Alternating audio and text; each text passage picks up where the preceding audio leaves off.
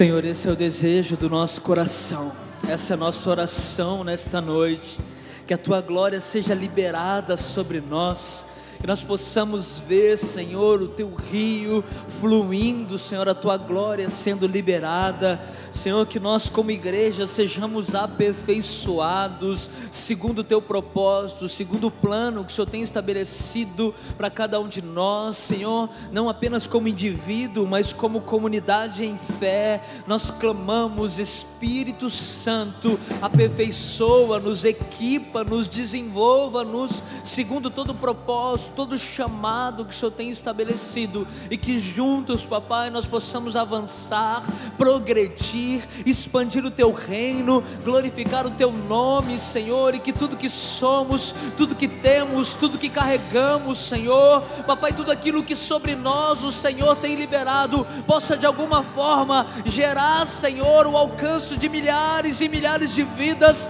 que possamos ver as fronteiras do Teu reino sendo expandidas, Pai, que a Tua glória seja liberada, que seja feito aqui na terra, exatamente como é no céu, Senhor, e por isso nós oramos, e assim nós cremos, glorificamos o Teu nome, Te exaltamos, e fazemos isso em nome de Jesus, em nome de Jesus. E se você puder, glorifique o nome do Senhor, exalte o nome dEle, aleluia, aleluia, aleluia, aleluia.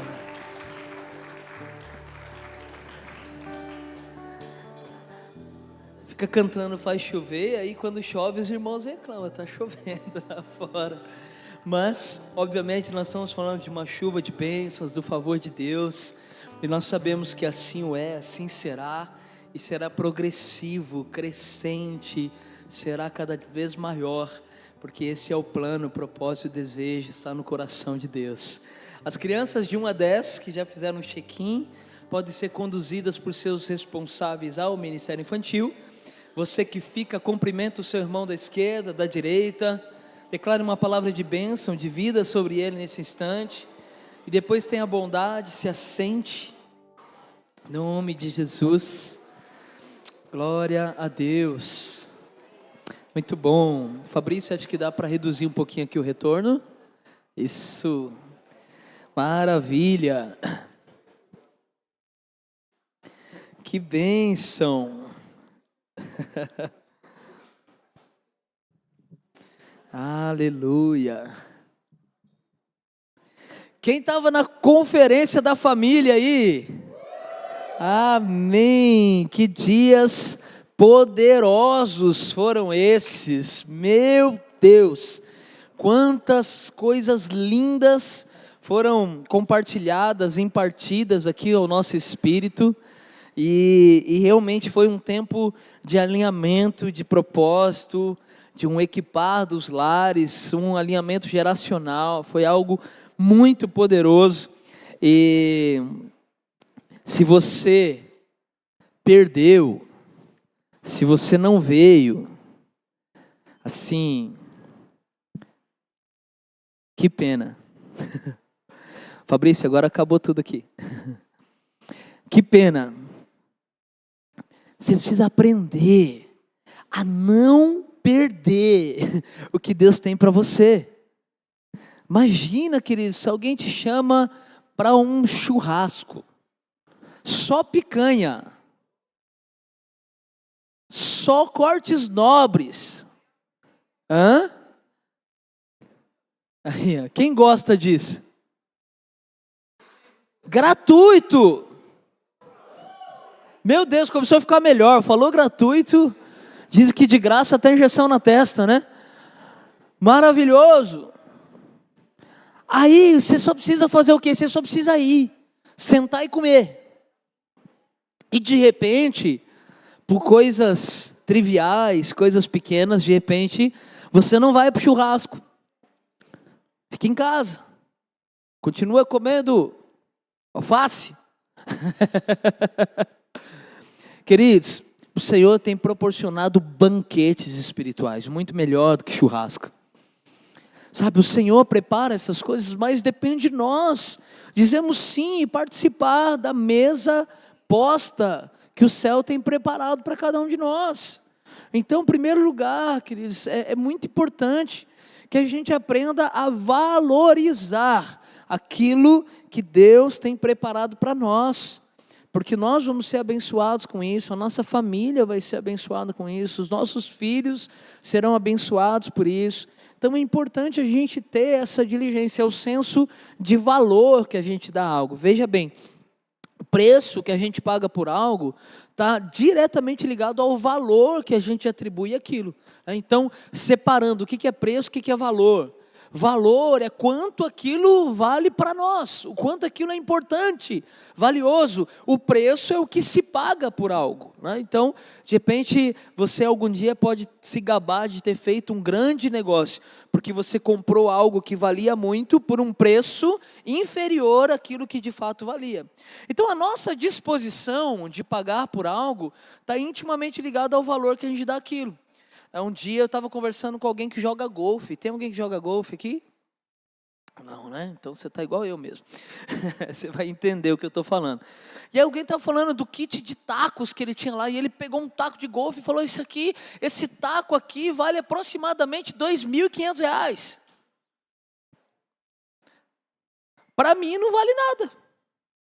Se ele falasse, eu te vendo por 50, eu falar, não quero. Entende? Porque para mim não tem valor, e se não tem valor para mim, eu não tenho disposição de pagar preço algum por aquilo.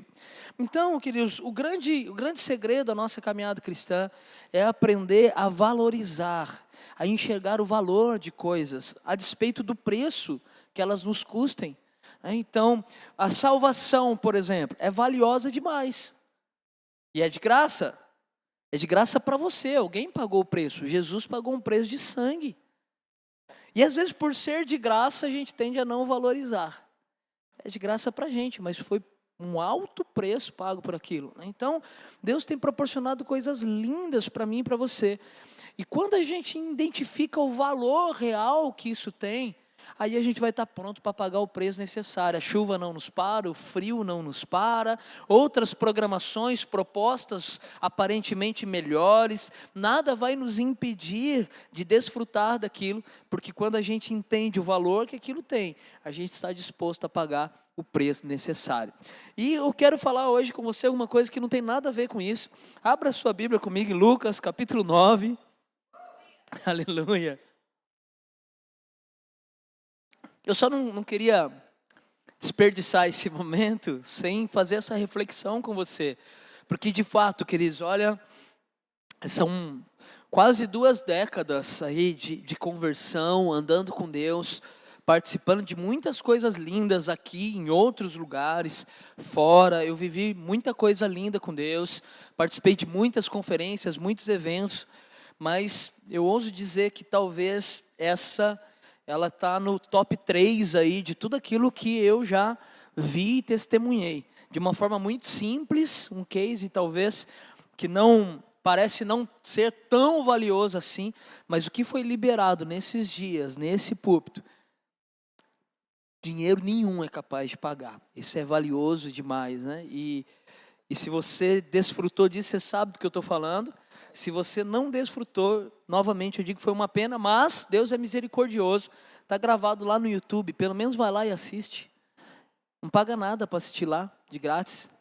Você pode inclusive se inscrever, curtir, deixar um comentário que ajuda a alcançar outras pessoas. Amém, queridos? Louvado seja Deus. Lucas capítulo 9, versículo de número 59. Lucas 9, 59. Quem achou é livre para glorificar Jesus. Que bênção. Diz assim então, palavra do Senhor, estou lendo na NVI agora. E diz assim, a outro disse, siga-me. Ele porém respondeu, Senhor, deixa-me ir primeiro sepultar o meu pai. E Jesus lhe disse, deixe que os mortos sepultem os seus próprios mortos. Você, porém, vá e proclame o reino de Deus. Ainda outro disse: vou seguir-te, Senhor, mas deixa-me primeiro voltar e despedir-me da minha família. E Jesus respondeu: ninguém que põe a mão no arado e olha para trás é apto para o reino de Deus. Capítulo 10, versículo 1. Depois disso, o Senhor designou outros 72 e os enviou de dois em dois adiante dele a todas as cidades e lugares para onde ele estava prestes a ir. E ele lhes disse: a colheita é grande, mas os trabalhadores são poucos. Peçam, portanto, ao Senhor da colheita que envie trabalhadores para a sua colheita. Muito bem. Esse texto, essa pequena porção aqui, né, nós vemos uma separação por capítulo, termina o capítulo 9, começa o capítulo 10, mas sempre importante nós lembrarmos que essa organização por capítulos, ela veio muito depois, então isso fazia parte de um mesmo contexto, isso vinha sendo construído debaixo de uma única ideia central. E quando nós lemos esse texto aqui, nós vamos cruzar com algumas pessoas, com alguns personagens e com alguns comportamentos diferentes no meio desse processo. E eu quero lembrar a você algumas coisas importantes, tá? A primeira delas que eu quero destacar com você é que Deus, Ele verdadeiramente não faz acepção de pessoas. Deus não tem filhos prediletos, Deus não tem uma valorização exacerbada de um em detrimento de outro. Isso não faz parte do coração, do caráter de Deus. Também é importante nós lembrarmos que quando Jesus morreu para conceder a possibilidade de salvação à humanidade, Jesus morreu por todos. João 3,16 vai nos lembrar disso. Deus amou o mundo de tal maneira que entregou o seu Filho unigênito para todos os que nele creem, não perecerem, mas terem acesso à vida eterna. Então, o Senhor não distingue isso, né? A salvação, a possibilidade de salvação é para todos os homens.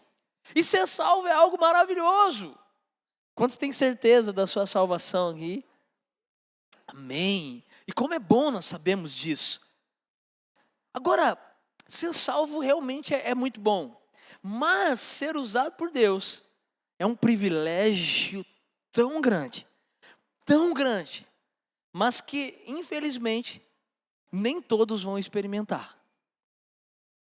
Nem todos vão desfrutar dessa realidade. Porque embora Deus não faça acepção de pessoas, embora Deus não trabalhe nesse case, não trabalhe dessa forma, nem todos terão o mesmo posicionamento para com Deus. E essa é a grande questão. Eu me lembro que quando eu era criança, uma vez a minha irmã entrou num conflito muito grande comigo, porque ela entendia que eu era o filho predileto da minha mãe.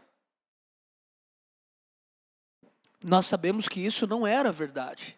A minha mãe amava de igual forma os dois. A diferença, que mais tarde a gente foi entender, é que aparentemente, por exemplo, a minha mãe estava trabalhando.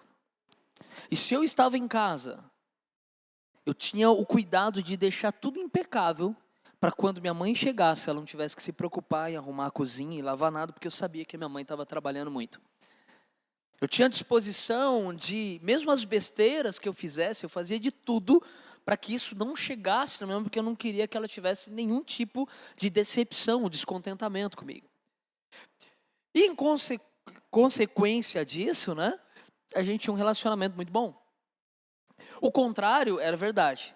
Minha irmã, ela tinha assim um nível de desobediência que poucas vezes eu vi num nível tão grande assim, em coisas bem complexas, né? Era muito difícil, mesmo as coisas mais simples assim, era muito complicado. E no final das contas, aquilo que ela entendia talvez que a minha mãe tinha uma predileção por mim, na verdade, era eu quem tinha uma predileção pela minha mãe. Eu tinha maior disposição em honrar a minha mãe, em cuidar da minha mãe, em cooperar com a minha mãe do que a minha irmã tinha. Então, muitas vezes, queridos, às vezes a gente vai ver pessoas do reino vivendo níveis diferentes para com Deus e talvez seja levado a pensar que o problema está com Deus, que Deus ama mais o fulano do que o ciclano. Mas na verdade tem coisas que a gente só vai viver por Deus porque a gente se posiciona em Deus e esse posicionamento nos faz acessar coisas novas, níveis diferentes, novas realidades que os que não se posicionaram da mesma maneira não vão acessar. A gente não está falando mais do âmbito de salvação, mas sim de podermos cooperar, de vivermos, de alcançarmos níveis nesse propósito de servir a Deus e de construir, cooperar com o Espírito Santo para estabelecer o reino de Deus sobre a face da terra. Você entende o que eu quero dizer? Então, nós vamos viver essa realidade, né? Então, quando a gente pensa, Jesus morreu por todos, sim ou não? Morreu por todos, por todas as pessoas, mas apesar de ter morrido por todos, Jesus teve alguns discípulos e teve 12 apóstolos. Então, nem todos pelos quais Jesus morreu viveram as mesmas coisas.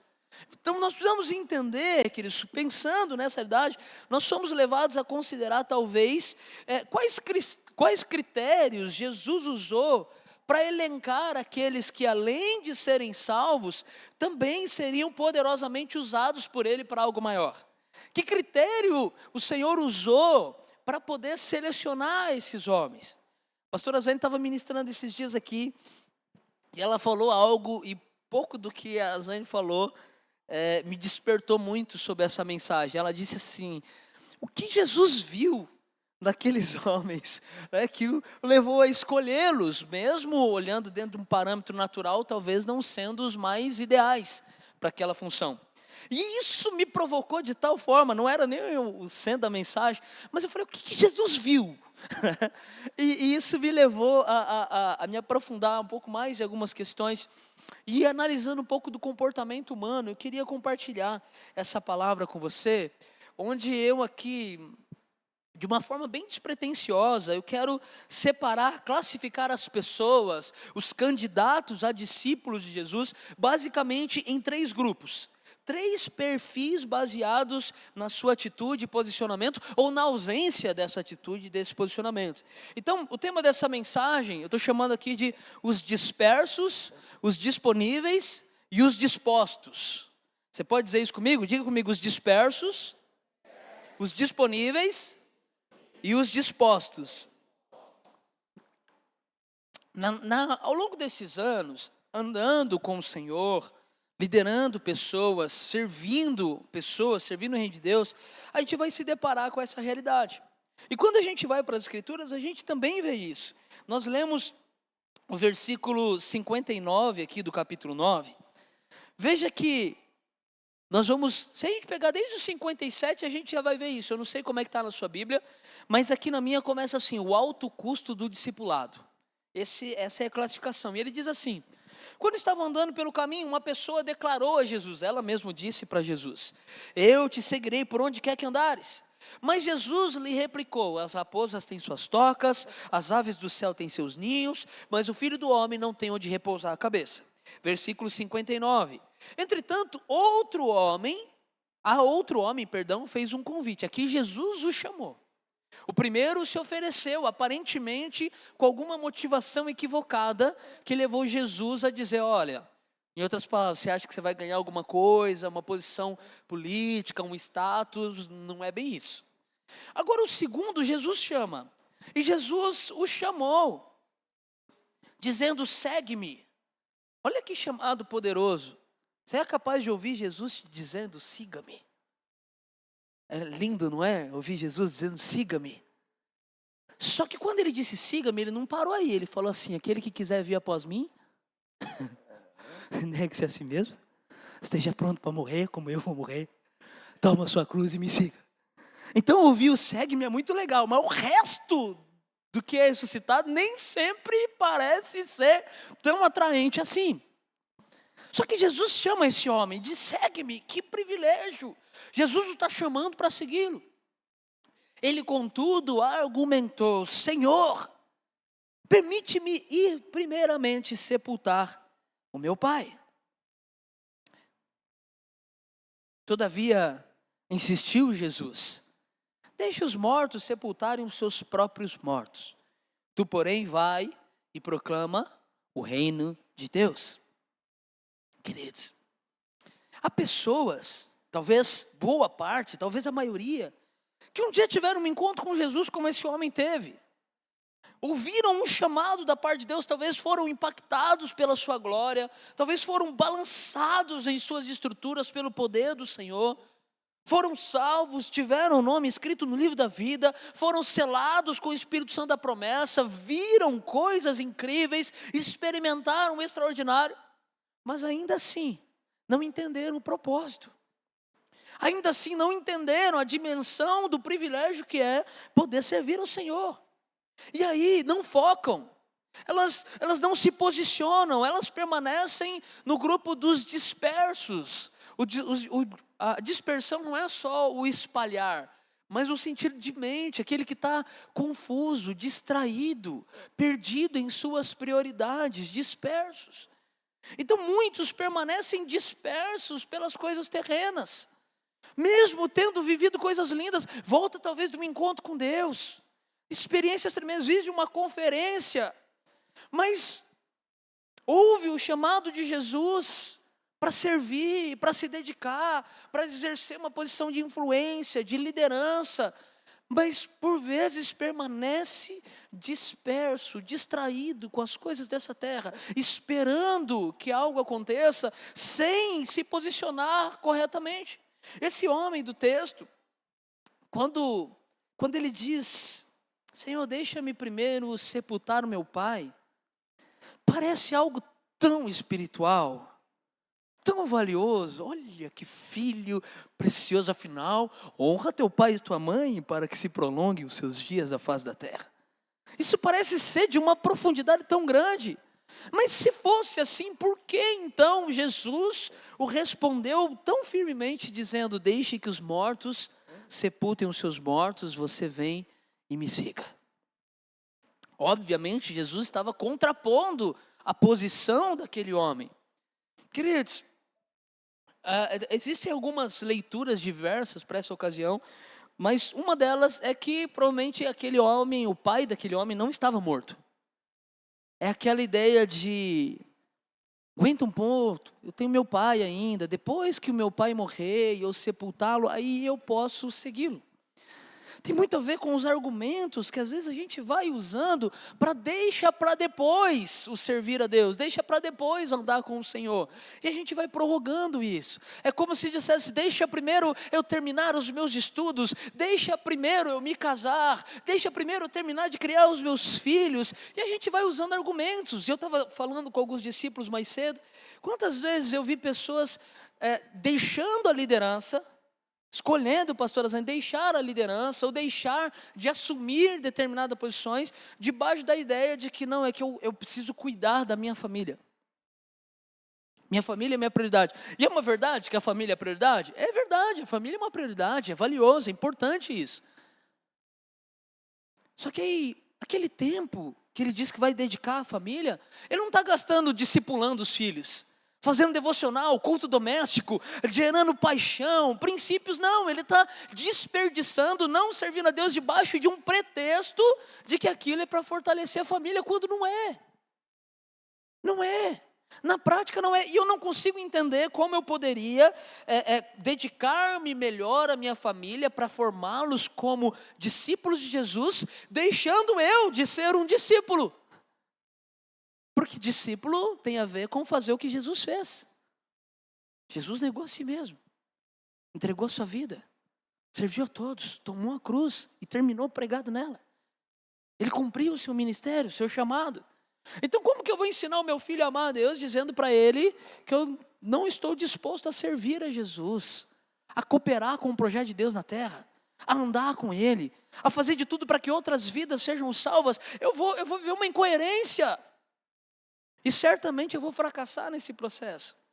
Então é óbvio que nós precisamos sim cuidar da nossa família, honrar os nossos pais, mas, querido, fazer parte daquilo que Deus está fazendo na face da terra é a tarefa mais nobre que eu e você podemos nos envolver.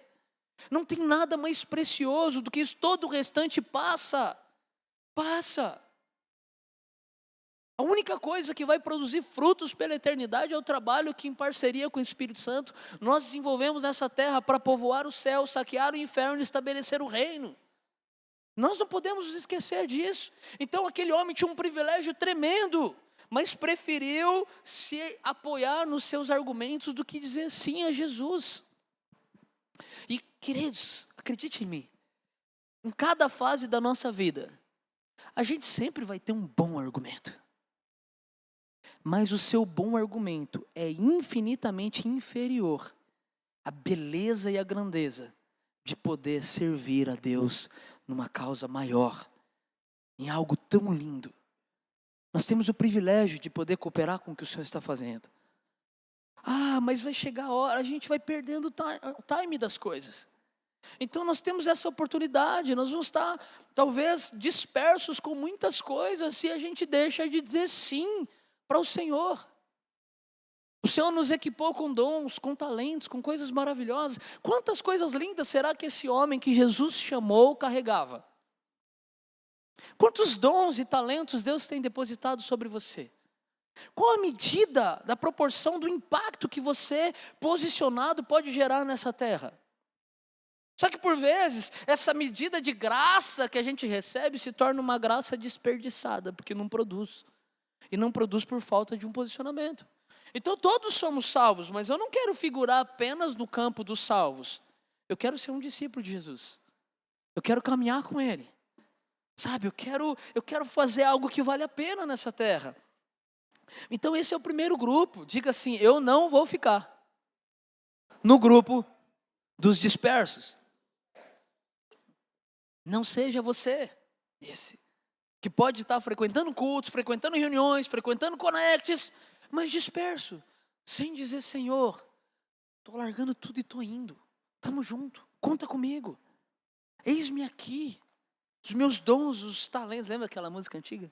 Meus dons preciosos são teus, não tenho prazer na minha vida sem ti, tu és meu Senhor e meu Deus. Olha que precioso isso, meus bens preciosos, meus dons e talentos, tudo são teus. Não tem razão na minha existência para mim mesmo, se não for para te servir. Esse é o nosso chamado. Então tem muita gente nessa terra dependendo do seu posicionamento. Quantos connects nós poderíamos ter no Riacho Grande, em todo ao redor, se todos nós aqui saíssemos do grupo dos dispersos? O impacto do Reino de Deus nas escolas, nas faculdades, nas empresas, nas ruas, nas praças, em cada bairro da nossa cidade, se todos nós saíssemos do grupo dos dispersos. O segundo grupo que eu quero falar com você, que aquele relógio não para, são os disponíveis. E às vezes o disponível também está disperso. Entenda o que eu quero dizer com isso. Os disponíveis, eles são aqueles que têm disponibilidade. Eles estão talvez aptos para as oportunidades. Já não estão mais tão dispersos assim, tão distraídos. Eles têm de imediato assim uma predisposição. Não estão tão distraídos com as coisas terrenas, mas nem sempre estão dispostos, apesar de disponíveis. Tem tempo, tem agenda, tem possibilidade, tem condição, tem equipamentos para isso, mas às vezes não estão tão dispostos. Eles até entendem, sabem da importância, mas não têm a prontidão de dizer, eis-me aqui, conta comigo de fato. Esse grupo tende a ser muito analítico. Ele analisa, ele olha, porque ele está equipado para aquilo. Então ele consegue perceber as falhas e as oportunidades. Mas ele às vezes fica chateado porque alguém não faz aquilo que ele entende que deveria ser feito, mas que ele também não está disposto a fazer. Esse grupo, ele é desafiador. É quando a gente recebe de Deus condição para fazer coisas grandiosas, mas a gente prefere viver debaixo da lei do menor esforço. A gente faz tudo um pouquinho. O pastor Dias falou que a gente canta um pouquinho, ora um pouquinho, oferta um pouquinho, frequenta um pouquinho, e é isso que a gente para aí. Você se lembra do jovem rico? Mateus capítulo 19, versículo 16 em diante. Aquele jovem, ele era rico. E aquele jovem, então, nessa condição, ele vai até Jesus. Ele sabia quem era Jesus. A fama de Jesus tinha tomado proporções enormes. E ele se apresenta como alguém que não estava mais disperso. Veja, porque ele vai se credenciar por alguém que observava os mandamentos, que tinha um posicionamento. Só que, no meio daquele processo todo, Jesus vai requerer um posicionamento de desprendimento maior. E para isso era necessário que ele tivesse uma disposição de abrir mão de algo que para ele era muito valioso. E você sabe muito bem qual foi o final da história. Mas aquele jovem, provavelmente, ele teria toda a disponibilidade para servir a Jesus. Talvez como alguém que tinha muitas posses, ele talvez não dependia de uma jornada de trabalho com horário fixado para garantir o seu sustento. Talvez ele tinha uma boa flexibilidade de horários, porque, sei lá, de repente ele era um microempreendedor individual. Ele tinha uma certa elasticidade no seu campo de trabalho.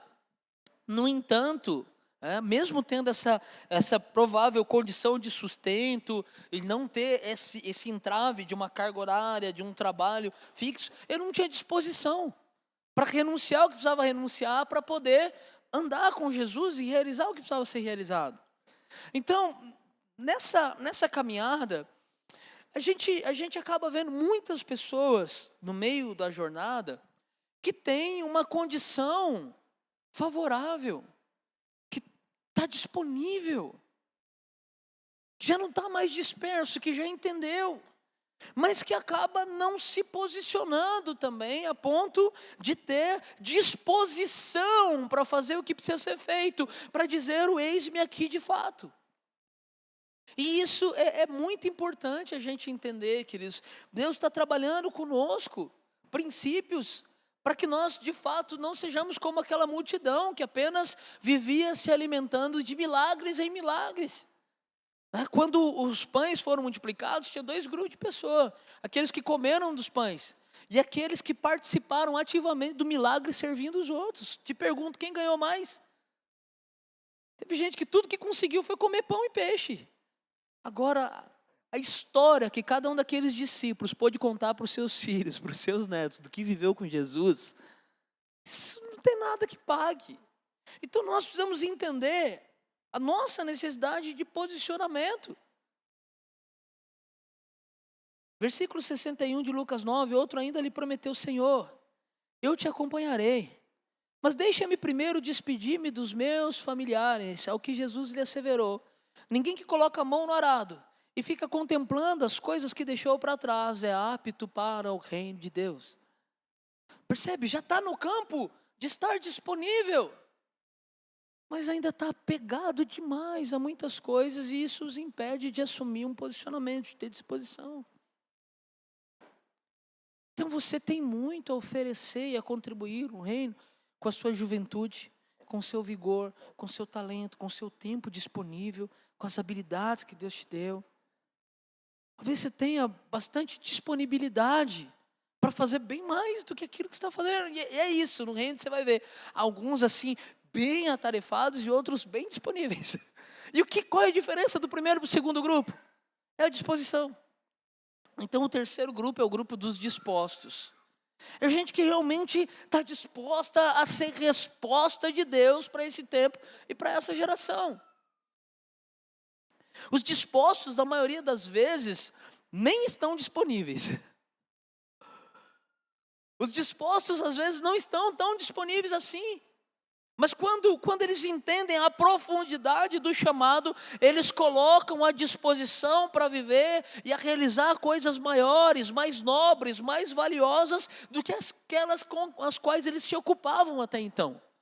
Por exemplo, quando nós olhamos para as Escrituras, todos os grandes homens que foram chamados pelo Senhor estavam ocupados. Eles não estavam lá parados, sem fazer nada, de bobeira. Eu falava, como você não tem nada a fazer mesmo? Vem aqui que eu... Não. Esses homens todos estavam indisponíveis, ocupados, trabalhando. Só que estavam inteiramente dispostos, e foi isso que fez toda a diferença. Quando nós olhamos para as Escrituras, Eliseu, quando é recrutado por Elias, o que ele estava fazendo? Arando a terra com uma parelha de bois. E de repente, quando Elias chega diante dele, o que Eliseu faz? Larga tudo e sai correndo, entendeu? Estava disposto a pagar o preço. Moisés estava cuidando das ovelhas no deserto, e de repente a sarça, Deus, você conhece a história, e ele se prontifica para o chamado. Davi cuidando das ovelhas de seu pai, e é chamado a partir daí. Pedro, você sabe muito bem, Pedro estava fazendo o quê? Pescando, cuidando também dos negócios da sua família, se sustentando, se provendo daquilo. Só que essa talvez é a grande característica que diferenciou esses homens na escolha de Jesus. Quando Jesus chega para Pedro e fala, olha, legal, muito bom, você é um bom pescador, barco bonito. Eles contou uma coisa linda, mas falou assim, legal. Mas faz o seguinte, deixa esse tudo aí, e vem que eu vou te fazer pescador de homens. Quanto tempo Pedro gastou orando para decidir se devia ou não dizer sim para Jesus? Vou estabelecer um jejum, vou falar com a minha esposa. Não, eu preciso primeiro resolver os negócios aqui da pesca, porque se eu sair, como é que vai ficar? Olha, as redes estão aqui. Ah, queridos, Mateus 4,18. Enquanto andavam às margens do mar da Galileia, Jesus viu dois irmãos, Simão, chamado Pedro, e André. Eles estavam lançando redes ao mar, pois eram pescadores. Então Jesus lhes disse, sigam-me. Exatamente a mesma coisa que disse para o homem, falou, deixa eu sepultar meu pai, minha mãe. Mesma coisa, siga-me, e eu os farei pescadores de homens. A Bíblia diz, no mesmo instante, eles deixaram as redes e o seguiram.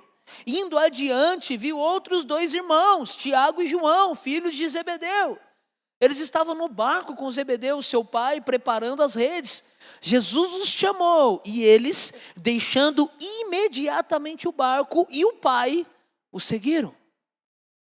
O que tinha nesses homens? Disposição para dizer assim, veja que isso aqui não é um chamado para salvação, era um chamado para o trabalho. Era um chamado para cooperar com Jesus, para estabelecer a igreja sobre a terra, para libertar o cativo, para curar os enfermos. Lembra a profecia de Isaías? O Espírito do Senhor está sobre mim e Ele me ungiu para um propósito. Então não era um chamado de salvação, era um chamado de trabalho. E esses homens deixaram o trabalho, deixaram a família, deixaram os seus interesses e falaram, Senhor, eis-me aqui. Eles foram, não pararam. Queridos, nós estamos sendo chamados todos os dias. Quantos conectes abarrotados de gente não conseguem multiplicar porque não tem um líder disposto falando, eis-me aqui, eu assumo esse negócio. Deixa comigo, eu vou fazer, eu não sei muito bem como, mas eu estou disposto a deixar o que eu tenho que deixar e avançar. Eu sei que às vezes a gente tem uma disposição para querer saber para onde Deus quer nos levar. Deixa eu te falar uma coisa, Deus não vai te levar a lugar nenhum se você não tiver disposição de sair de onde você está. Quando o Senhor fala com Abraão, Ele não fala para onde ir, Ele fala de onde tinha que sair.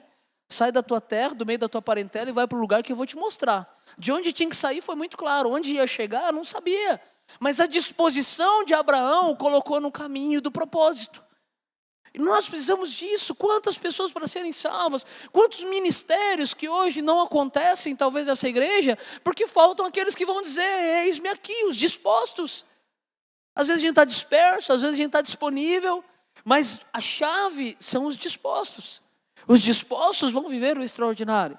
Os dispostos vão viver uma vida que vale a pena ser vivida. Os dispostos vão escrever a história. Os dispostos vão povoar o céu. Os dispostos vão deixar um legado para essa geração, para os seus filhos. Os dispostos vão deixar marcas de fé sobre a terra. Os dispostos vão fazer a coisa valer a pena. Não vão viver por uma vida pequena, vazia, mesquinha. Nós temos um chamado. Esses homens de imediato pararam tudo, morreram pela causa do evangelho. Pastor, você está querendo recrutar a gente, não está dando muito certo, você está falando de morte. O caminho para a vida eterna é a morte. Ninguém vai para o céu se não morrer. Faz parte, Jesus nos deu o modelo e Ele morreu. Entregou a si mesmo, abriu mão dos seus próprios interesses. Gente, enquanto a gente não se posicionar, o tráfico de drogas continua posicionado, recrutando pessoas, fazendo discípulos, expandindo seus negócios. A prostituição continua recrutando pessoas, treinando pessoas, expandindo seus negócios. Os lares continuam sendo destruídos, as famílias fragilizadas. E às vezes a gente num lugar seguro dentro da igreja, falando, que lindo, a minha vida é maravilhosa, como é linda essa vida com Jesus. E Jesus está olhando e fala, ei, não foi para isso que eu te salvei não. Tem coisas maiores para você viver. Você está disperso demais, distraído demais. Tem um chamado. Queridos, quantos grupos para serem alcançados, quantas pessoas para serem levadas ao céu, quantas pessoas para serem alcançadas, quantos grupos podem ser multiplicados, quantas casas podem abrir as portas do seu lar para receber um connect, para receber novos pontos de compartilhamento do evangelho, quantas coisas a gente pode fazer. E às vezes a gente ora por coisas, Senhor, levanta líderes. Aí Deus está falando, eu quero levantar, filho. Levanta líder, levanta líder. A gente está, levanta líder, Senhor, pois é, levanta líder. Às vezes a gente está orando por coisas que a gente não está disposto a ser resposta.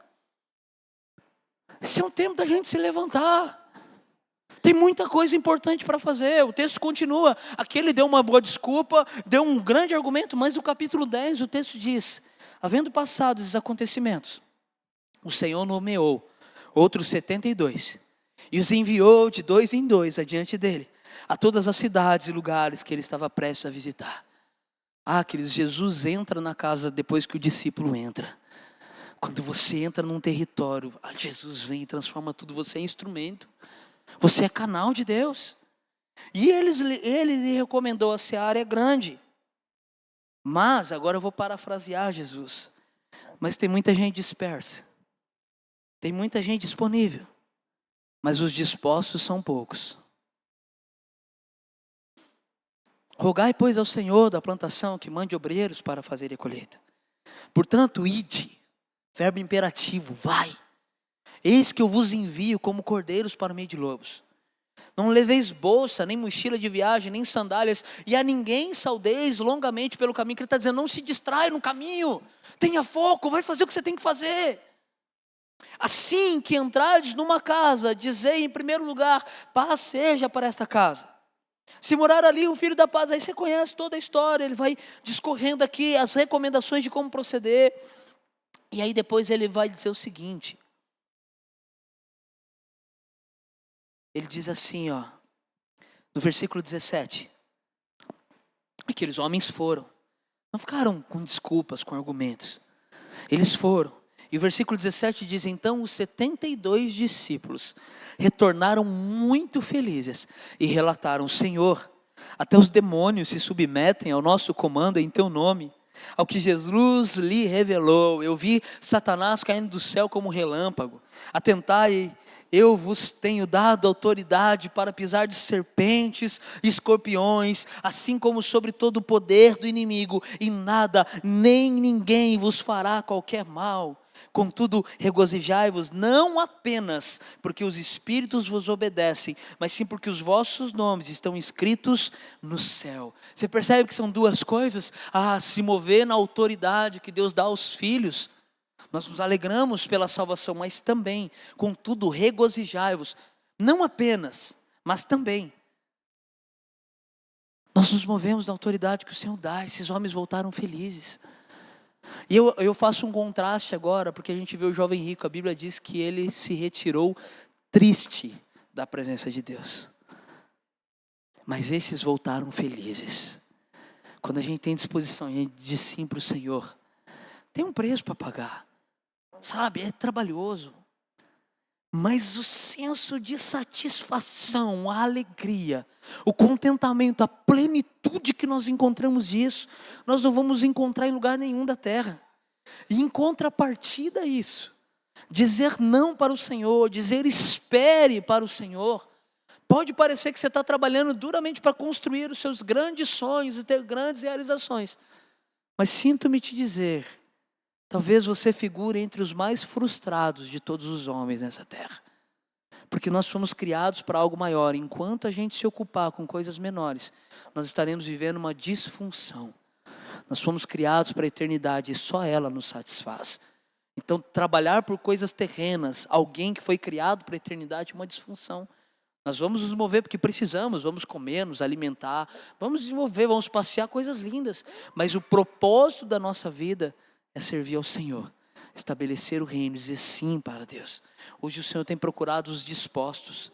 Tem muita gente disponível, tem muita gente dispersa, mas os olhos do Senhor procuram os dispostos. Os olhos do Senhor estão te procurando.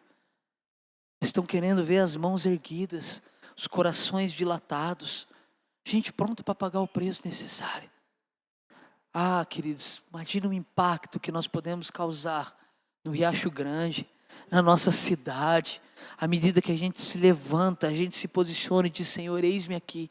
A gente vai adiante, Jesus vem trazendo impacto, Satanás cai, as obras do inferno não prevalecem, multidões são alcançadas, os milagres acontecem. E o Senhor poderia fazer isso de muitas formas diferentes, mas Ele escolheu se manifestar sobre a terra por meio dos filhos e das filhas. Tem muita coisa, eu sei que você tem as suas demandas, tem muita coisa linda. Mas lembre do que Jesus falou em Mateus capítulo 6. Buscai, pois, em primeiro lugar o reino de Deus e a sua justiça. E as outras coisas, elas serão acrescentadas. Não preocupa demais com isso. Sua prioridade precisa ser o reino de Deus. Quando você diz sim para o Senhor também diz sim para você. Sabe? Uma avenida enorme de oportunidades vai surgir. Mas o nosso coração precisa estar nele. Tem muita coisa linda para ser feita. E hoje o Senhor está procurando os dispostos. Você pode se colocar de pé no seu lugar. Em nome de Jesus.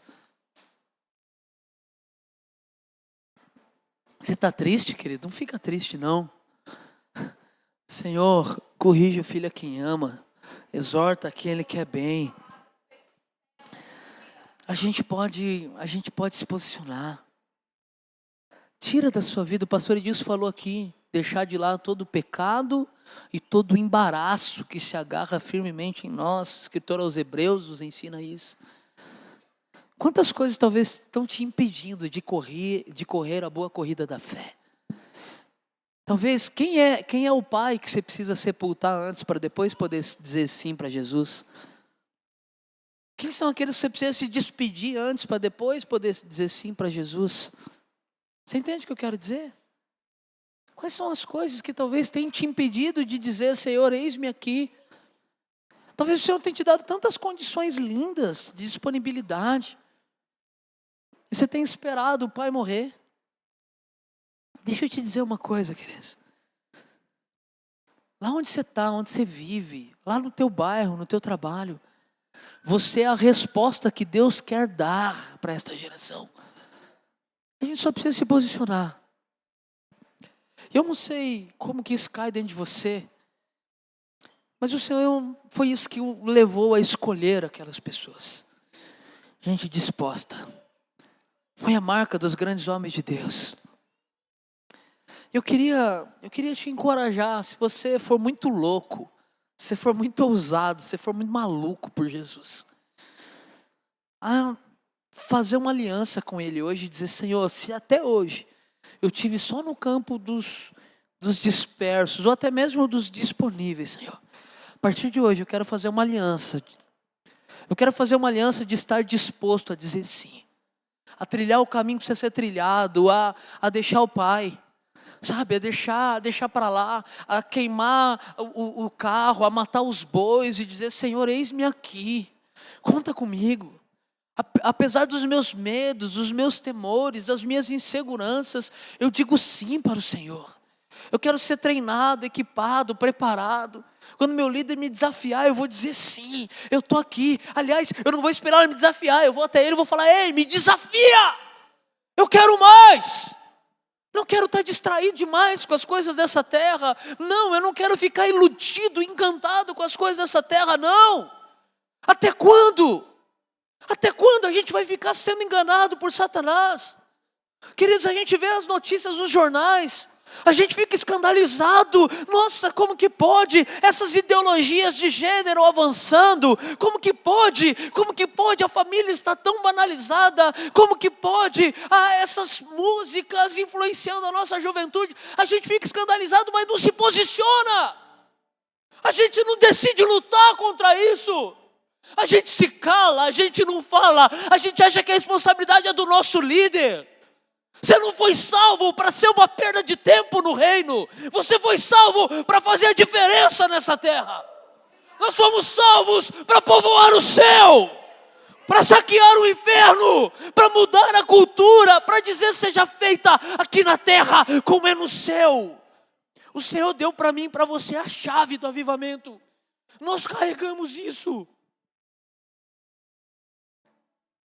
Toda a natureza aguarda com grande expectação o momento em que os filhos de Deus vão se posicionar, que vão estar dispostos. Mas o contrário de expectação é frustração. Quando a gente não se posiciona, fica uma lacuna, fica um eco do silêncio das palavras que nós calamos. Do posicionamento que a gente não tem, da atitude que a gente não assume. E sabe, queridos, nós estamos legando isso para os nossos filhos. Seja um caminho de dizer sim para o Senhor, seja um caminho de dizer, deixa primeiro eu sepultar o meu pai. Se você for muito louco por Jesus mesmo, se você tiver noção disso, uma vez no encontro com Deus, eu fiz uma oração, eu falei, Senhor, de hoje em diante eu quero viver para a Tua glória. E se não for para viver assim, tira a minha vida de mim. Eu não quero mais viver. Aquilo de certa forma foi uma loucura tão grande. Mas eu me lembro disso. Isso é uma aliança que eu carrego com Deus. E às vezes a gente precisa fazer alianças ousadas, corajosas com o Senhor. Porque do contrário a gente continua se nivelando por baixo, vivendo na mesmice, na pequenez das coisas terrenas. Espírito Santo não foi depositado, lançado sobre você por acaso, não apenas para a gente ter um tremelique no culto, não é isso. É para a gente incendiar a terra com o poder de Deus. Senhor, nós te clamamos, Deus, tem misericórdia de nós. Tem misericórdia de nós, Senhor, por tantas vezes em que nos faltou a disposição, Senhor. Tem misericórdia de nós por tantas vezes que nós terceirizamos a responsabilidade. Tem misericórdia de nós, Senhor, por tantas vezes que mesmo estando disponível, não tivemos disposição, Senhor. Tem misericórdia de nós por tantas vezes nos encontrarmos dispersos, distraídos, encantados demais com as filosofias terrenas, como os padrões naturais humanos, Senhor. Tem misericórdia de nós. Perdoa-nos, Senhor. Nós sabemos que a chave do avivamento é o arrependimento. Senhor, eu me arrependo de todas as vezes, Deus. Me faltou a disposição, que me faltou a atitude, o posicionamento, Senhor. Eu sei que o Senhor conta conosco neste tempo. Eu sei que o Senhor nos dá o privilégio, eu sei que o Senhor nos tem chamado, vem e segue-me. O Senhor nos tem chamado para sermos continuadores do Teu reino, para sermos continuadores daquilo que o Senhor começou. E nós não queremos desperdiçar o chamado, nós não queremos desperdiçar a nossa vida, nós não queremos ver os nossos dias passando, Senhor, e vemos que ao final da vida compramos uma bela casa, tivemos um belo carro, mas não trabalhamos para construir o Teu reino, Senhor. Senhor, nós queremos criar filhos para serem apenas bons profissionais, nós queremos criar filhos para povoarem o céu. Tudo que nós somos, Senhor, nós queremos colocar à Sua disposição. Eis-nos aqui, Senhor. Nós nos colocamos dispostos para dizer sim, sim, Pai, para uma vida de liderança, de influência, sim, Senhor, para carregarmos a chama do avivamento, sim, Senhor, para não deixarmos o fogo apagar, sim, Senhor, para evangelizarmos, para buscarmos o perdido, sim, Senhor, para hospedarmos um connect, sim, Senhor, para liderarmos um grupo, sim, Senhor, para irmos até aqueles que ninguém querem, Senhor, porque eu sei, papai, que quando nós nos movemos em direção aos que ninguém quer, o Senhor nos dá aqueles que todos querem, Senhor. Eu sei, papai, que o Senhor está nos chamando para um novo tempo. Marca a nossa vida hoje, Senhor. Senhor, carimba o nosso peito com o selo da disposição. E que nós possamos ver os frutos, Senhor, disso. Que nós possamos ver um impacto sobre a terra tão grande, tão lindo, Senhor. Senhor, eu sei que o Senhor nos coloca em crise em momentos como esse. Mas que essa crise produza frutos. Gere impacto no nosso tempo, nessa geração e nas gerações vindouras. Essa é a nossa oração, esse é o desejo do nosso coração. Esse é o nosso clamor, Senhor. E aqueles que ousadamente fazem uma aliança com o Senhor, para se moverem em disposição, para serem os dispostos desse tempo, dá a eles, Senhor, todas as condições para estarem disponíveis, e todo o necessário para jamais estarem dispersos, Deus. Nós te clamamos e te pedimos, faça isso em nome de Jesus. Amém e amém. Aleluia.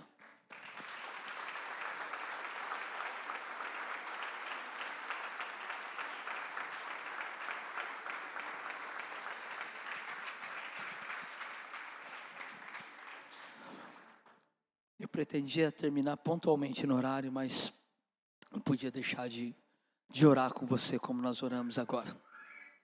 Vamos para as nossas reuniões, temos 15 minutos aí, em nome de Jesus, amém.